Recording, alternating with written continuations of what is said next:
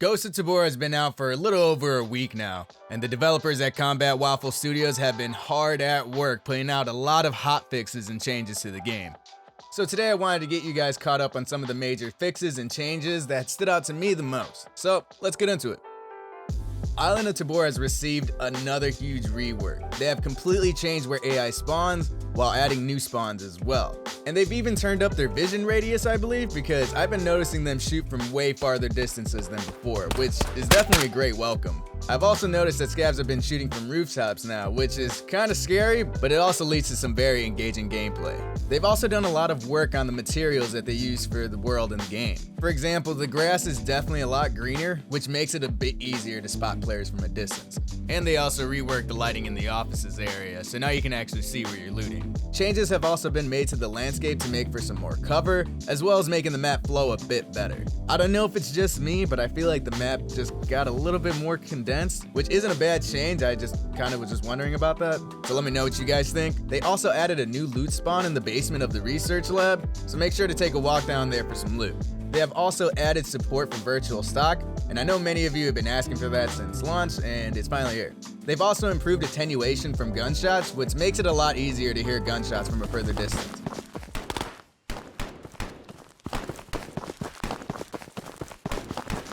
And they've made some adjustments to the hand poses on the SKS and the AK to make the hands feel less intrusive. The survival aspect of the game has received some changes as well.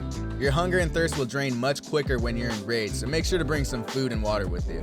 The M16 has been added to the game, which is a nice addition, as well as being able to obtain the OP SKS through traders. And I have to say that I'm absolutely loving the OP SKS. It feels really nice to shoot when it's decked out, and I've gotten some really nice kills when I was on the rooftop of the research lab. The AK Alpha has been added to the game as well, and it's almost 100,000 Karoonies, bro. I believe it's just as expensive or a bit more expensive than the Barrett. I can't really remember off the top of my head, but honestly I completely understand because this thing is OP. It literally shreds through anything in like 1 to 2 hits, and it just feels really nice to shoot. So here's some clips I got yesterday while testing it out.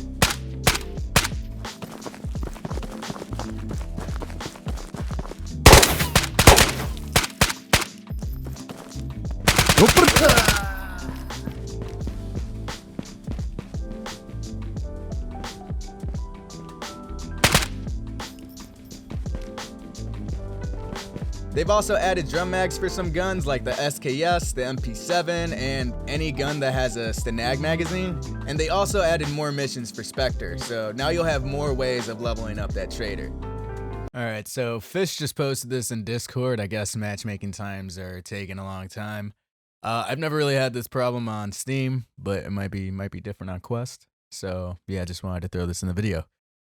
Now, there are a lot more fixes and changes that have been added since launch, like improving performance on PC and Quest 2 platforms. But if you guys want to see all of the fixes and changes, I'll leave their sitrep link in the description below. But I just wanted to share the things that popped out to me the most. But that's it for me, guys. Thanks for coming out to watch the video. I hope you guys did learn something. And if I missed anything, let me know in the comments below.